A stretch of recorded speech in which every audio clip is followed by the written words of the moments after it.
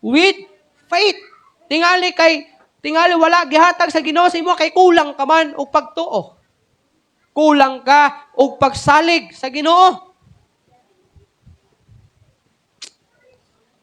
Tanawa si Abraham. Kailangan siguro mong Abraham. Si Abraham, gitawag siya og amahan sa pagtuo. Nganong gitawag man siya amahan sa pagtuo? Kay grabe ang pagtuo ni Abraham. Ha?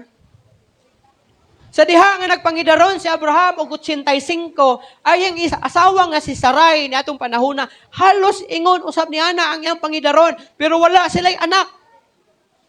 Ha? Ining mga walay mga anak diri anangandoy mo nga dunay nga magkaanak. Tun-in ninyo ang life ni Abraham. Kung unsa ang iyahang kadako siyang pagtuo sa Ginoo. Di lang si Abraham, tun-in ninyo ang life ni Hannah, ang inahan ni Samuel, kung unsa pod kadako ang iyahang faith sa Ginoo. Sa diha nga nagpakita, nagampo siya sa Ginoo na makabaton siya og anak. Actually wala to siya namurso nga makabaton gyud siya anak kay kabuluman siya nga 85 na yang edad. So sa pag 85 na imong edad karon panahon na sa una tigulang naman gina siya ug di na gid makaanak. Ang babae pod anak kay 80 na pod kapin si kuan adto si Sarai. So wala na gid to sila anak posibilidad. Sa diha nga may bisita ang anghel dito kay Abram o gingnan siya. Abram, sa amang panahon karon, so tuig, manamkon ang imong asawa. Kadungog man si Sarai, kadungog siya. Porte niyang katawa. Ha? Katawa siya sa gisulti sa duha ka tawo, pero wala sila kabalo nga anghel to. Katawa siya kay, taka ang nagsulti ning mga tawhana kinsa mga tawhana ni taka sulti ka siya kabalo nga tiguwang nako. Katawa sila. Katawaan niya tong bisita. Niya nagpakita ang Ginoo sa kay Abraham ug giingnan siya. Abraham, kang kinsa ba nimo ihatag o ibilin kining imong mga kabtangan? Kay dato naman si Abraham ato panahon na to. Nga wala man kay anak. Ingon niya, akong ihatag sa akong sulugoon nga si Eliasar. Sulugoon niya si Eliasar. Right hand siguro niya, sinaligan niya siyang kaptangan. Ingon tong Ginoo siya. Sa dili, kung dili, ihatag nimo na sa imong kaugalingong anak. Nya 85 naman siya. So, alanganin siya. Pero sa kaadlaw, usab nasa sulod si Abraham sa iyahang tulda, sa iyang kubo. Gipukaw siya sa Ginoo, giingnan siya. Gawas ra gud diha, gawas. Anhi diri sa gawas. Udtong tutok. Gidala siya sa Ginoo dito sa gawas ang tulda, giingnan siya. Hangad dito sa langit. Hangad gud si Abraham. Ingon siya, kita ka ng mga bituon sa langit. Kasi kakita ninyo bituon ri utong tutok. Wala na. Pero si Abraham, nakakita siya daghang bituon, utong tutok. Ipagawa siya sa tuldaw, gingnan siya hangad sa langit. Hangad siya, nakita niya, kita ka ng daghang mga bituon. Asa, kita ko. Asa nga, inana kadaghan ang imong kaliwat. O gidasa sa baybayon, o gingnan siya, kita ka ng mga balas sa baybayon. Ingon sa Abraham, Ingon niya, inana kadaghan ang imong mga kaliwat. Walay makaihap sa imong kaliwat. Una-una ni Abraham, wala man siya anak. Sumidagan ang panahon, nakasala si Abraham. Tungod kay medyo mihinay ang iyang faith siguro sa Ginoo. Naamay katabang to yung asawa, si Hagar. Nasi katabang si Hagar, ang iyahang siguro, servidora niya. Niya mas batanon kaysa kang Sarai. So niingon karon si Abraham, maldita, bugoy po itong asawaha to. Kaya gingnan man niya si Abraham. Ingon niya, Abraham, kanang bana ko, siguro, bana ko yung tawag siguro, bana ko, di naman siya ko makahatag ni mong anak, eh, tiguang naman ko. Naamay katabang na ako.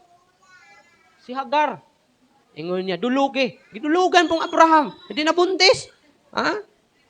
Siyempre, kaya gisugo naman sa asawa. So nabuntis, nanganak, gipanganlan, Ismael. After 2 years sa maong nga bata siguro, namabdo si Sarai o gipanganak niya si Isaac.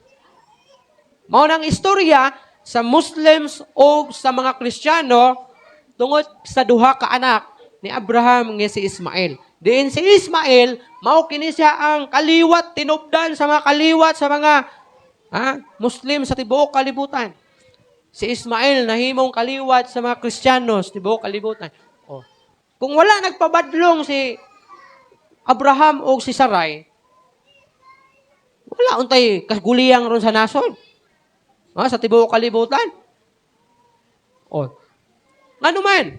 And then, unsay ingon sa Ginoo kay Abraham? Ingon niya, pag edad na ni Abraham, ani Isaac og 12 anyos, gingnan pagyon siya sa Ginoo nga Abraham. Adto ta dito sa bukid. Ihalad na imong anak dito Oh, bugtong anak niya si Isaac nga gisaaran sa Ginoo nga mahimong sama sa balas sa baybayon ug sa kabituonan sa langit ang iyang mga kaliwat apan usa ka adlaw gingnan sa Ginoo dalaha ang imong anak anang bukira kay ihalat siya kanako. Pero si Abraham wala man sa mobalibad sa Ginoo. Wala man sa mingon nga binuang man na imuha Ginoo nga human ko nimo sa ari nga akong kaliwat sama inani kadaghan unya imo rang ipahalat kanako ang akong kanimo nga akong anak. Dili ko. Pero wala gyud mo ingon si Abraham anak, niingon na gid siya. Ang imuhang kabubuton Ginoo may matuman. Mulakaw ko. So milakaw siya. Daan niya ang anak nga si Isaac, gidala niya ang duha niya kasulugoon nga nagdala og mga kahoy. Pag-abot nila sa tiilan sa mga bukid. Gingnan niya ang duha ka tawo, pabilin mo diha. Kami lang duha ni Isaac ang akong pinalanggang anak, ang musaka. Sumisaka og nagdala sila og binugkos na mga kahoy, iksusugnod. Naay kutsilyo, nga puntil, naay kalayo. Samtang nagsubida sila sa bukid ng utana, ang 12 anyos nga si Isaac, ug mingon siya, Pa, naa naman tay kahoy, naatay pang sugnod. Asa man ang ihalad nato ani? Ingon iyang amahan, ingon siya, anak, ayaw ka balaka kay ang Ginoo maghatag ka nato ni anak. O, tinihilom ang bata. So, pagsaka nila sa bukid, pag-abot nila itong bato nga lapad, ingon niya, pinalangga kong anak, Isaac, higda. Higda po siya. Gigapos siyang kamot, ug duha ka tiil. Wa man pud mo reklamo, pud nga pa, matay binuang man na imo pa. Imo kung patyon nga, anak man kunin mo. Nya ako ra pud isa. Mao may sugo sa Ginoo. So, iyang gikuha, iyang puntil, og iya ang tandong gabo ng iyang anak. Gibadlong siya sa Ginoo. Ingon niya, Abraham, ayaw ka nagbuhata sa imong bugtong anak. Oh, mihunong siya. O niya mihangad siya sa langit og sa bungtod og nakita niya may usa ka karniro na sangit ang iyang sungay. Ikuha og mo'y gihalad. Nagdaig siya sa Ginoo og nahimuot ang Ginoo sa iyang kinabuhi kay grabe ang iyang pagtuo si Abraham. Og unya naghimo og kasabutan ang Ginoo ngadto kay Abraham ug mingon siya, Abraham, maghimo ako kasabutan, dali kanimo og kanako. Ingon niya, mao kini ang akong buhaton kanimo og sa imong mga kaliwat. Ang nasod nga makig-away kanimo, akong kaaway. Ang nasod nga magtunglo kanimo, akong tunglohon. Ang nasod nga magpanalangin kanimo, akong panalanginan. Grabe! No? Tungod sa faith niya, sa Ginoo nahimo gayud ka si Abraham, amahan sa pagtuo. Pinaagi lang sa bugtong nga anak niya nga si Isaac. Nga gisaan sa Ginoo nga ihatag anak niya. Mo na kumag-ampot ta sa Ginoo ubani og pagtuo. Si Hana every every pangilin moadto siya sa lungsod. Og mudiretso siya dito sa templo nga naa dito tong pari nga si Eli. Og mag-ampo sa Ginoo. Apan usa ka higayon, miadto siya dito mihilak siya. Og nagsigig bagutbot ang iyang baba dito sa haligi sa mao nga templo. Og nabantayan kini ni Eli og mingon siya, naunsa maning bayhana nga sayo pa man sa buntag hubog naman. Oh. Mao ingon ni Eli. Kay sigig bagutbot. Mabitaw ng hubog di malikayan magbagutbot. Kay mo na impression sa una nga akong sige hubog na. Ha? So mao na nahitabo kang Hana. Apan nahibaluan nga si Hana nag-ampo sa Ginoo. Og ingon si Hana sa Ginoo, Ginoo, kung imo kong tagaan og anak, akong isaad nimo nga akong ibalik dia kanimo. Limang kaanak. Bugtong anak. Nganong nagbagot-bot to siya? Nganong naghilak to siya during siya pag-ampo?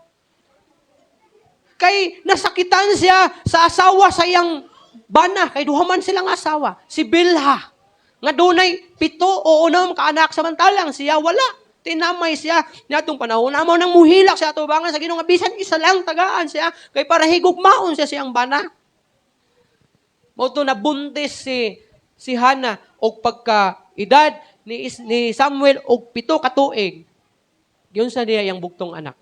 Gidala niya dito sa syudad o gibilin niya dito sa templo ni Eli. No. Gibilin niya dito og dito nagdako si Samuel sa templo.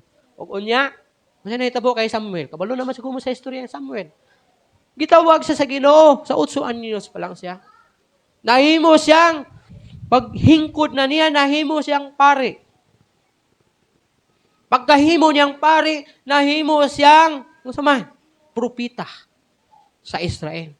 Pagkahimo niyang propita, nahimo pagyud siyang maghuhukom sa Israel. Isa sa pinakataas nga katungdanan sa nasod sa Israel ang pagkamaghuhukom. Nganuman, tungod sa decision siyang mama, nga iyang ibalik sa Ginoo ang iyang anak, aron gamiton sa Ginoo kay mauli ang iyang halad nga kung tagaan siyang anak, iyang ibalik sa Ginoo aron mag-alagad sa Ginoo. Nga kung mag-ampo ta sa Ginoo, nya magpasalig ta sa Ginoo, tuohi o tumana ang imong panaad diha sa Ginoo. Kay aron maangkon nimo ang gitagana sa Ginoo alang kanimo. Ikatulo, kung unsaon aron maangkon nimo ang imong gipangayo sa Ginoo. Kung sa imong buhaton,